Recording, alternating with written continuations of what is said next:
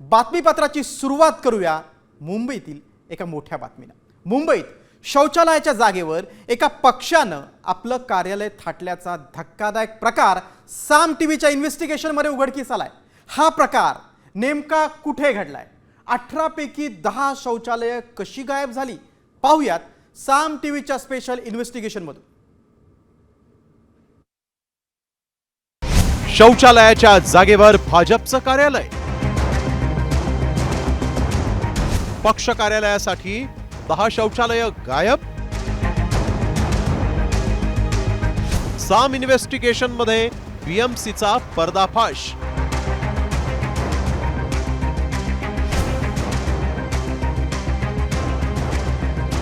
ही दृश्य नीट पहा। मुंबईकरांच्या सुविधेसाठी महापालिकेनं जागोजागी स्वच्छ आणि सुलभ शौचालय उभारली। त्यापैकीच हे एक बोरिवलीतल्या अक्सर गावचं शौचालय। इथल्या भाजप आमदार मनीषा चौधरींच्या आमदार निधीतून याचं नूतनीकरण झाल्याचा बोर्ड या शौचालयावर झळकतोय। मात्र आत गेल्यानंतर तुम्हाला धक्का बसल्याशिवाय राहणार नाही। साम टीव्हीची टीम जेव्हा या शौचालयाच्या आतमध्ये गेली तेव्हा खळबळजनक चित्र पाहायला मिळालं। या ठिकाणी भाजपच्या प्रचाराचं साहित्य ठेवण्याचं गोडाऊन करण्यात आलंय।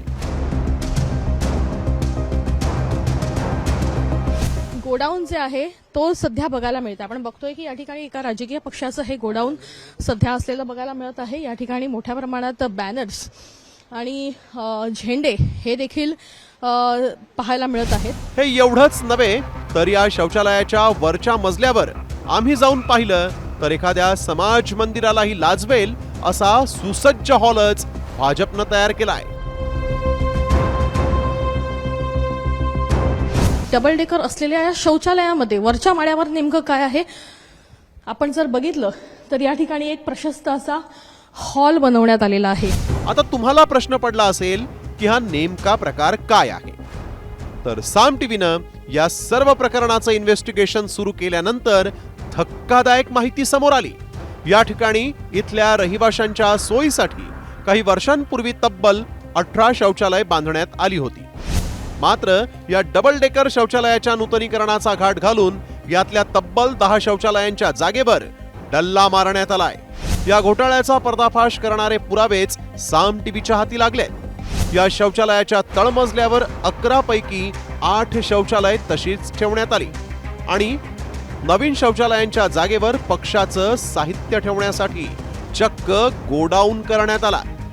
तर पहिल्या माळ्यावरील सर्वच्या सर्व 7 शौचालय गायब करून त्या ठिकाणी पक्षांच्या बैठकांसाठी एक सुसज्ज हॉल तयार करण्यात आला।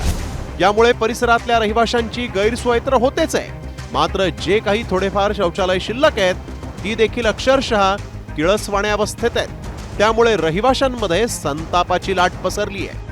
महिला आधार वगैरे सोडून द्या, ते आम्हाला काही जरूर नाही त्याची। महिला हे चोर आहे सगळे गावकरी। कधी बाथरूम धुणार? आता तुम्हाला आणल्यानंतर मीडियाला आणल्यानंतर बाथरूम धुतात, एवढा दिवस कुठे होते? लेडीजला 9 आणि जेंट्सला 9 होती।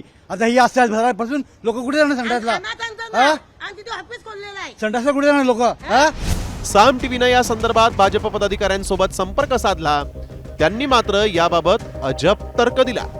शौचालयात येणाऱ्यांची संख्या बोटावर मोजण्या एवढी असल्यामुळे जागेचा योग्य वापर व्हावा म्हणून हा हॉल बांधल्याचा दावा त्यांनी केला। तर या विरोधात कायदेशीर कारवाई करण्याचा इशारा मनसेनं दिलाय।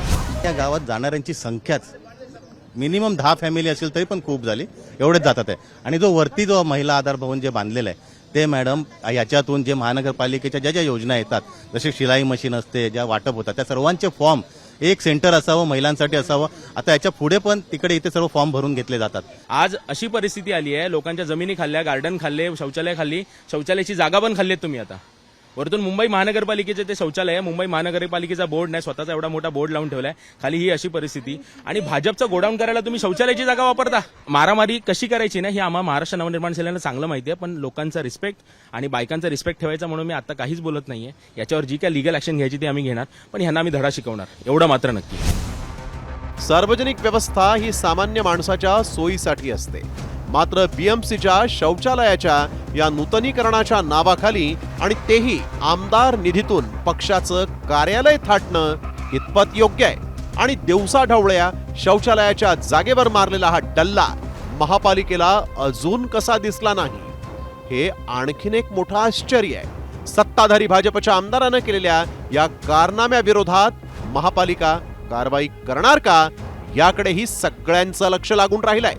वैदेही काणेकर, साम टीव्ही न्यूज, मुंबई.